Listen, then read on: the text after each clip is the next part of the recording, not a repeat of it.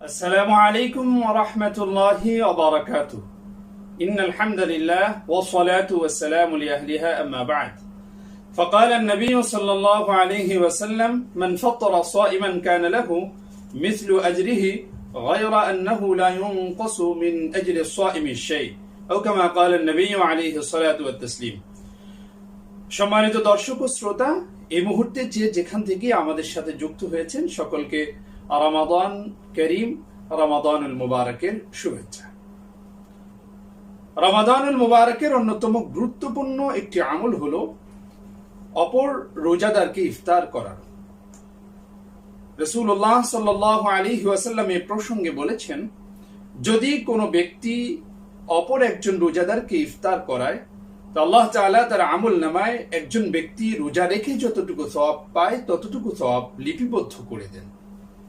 এবং যে ব্যক্তি অপরের ইফতার গ্রহণ করে ইফতার করছেন, এই অপরের ইফতার গ্রহণ করার কারণে তার রোজার সওয়াবের থেকে কোনো অংশই কমানো হয় না।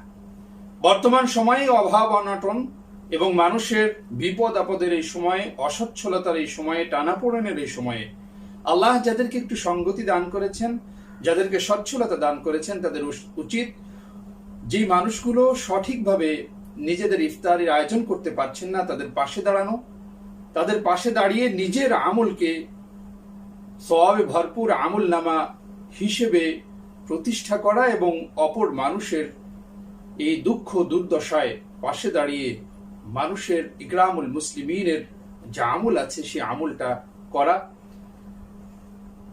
আমরা এই রমাদানুল মুবারক মাসটাকে মহিমান্বিত করার জন্য এই আমলটাকে নিজেদের আমল নামায় যুক্ত করি।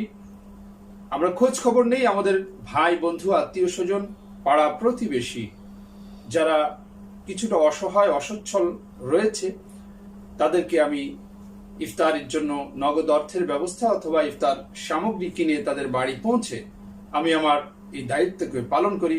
আল্লাহ আমাদের সকলকে তৌফিক দান করুন। আমিন। ওয়া আখিরু দাওয়ানা আলহামদুলিল্লাহ।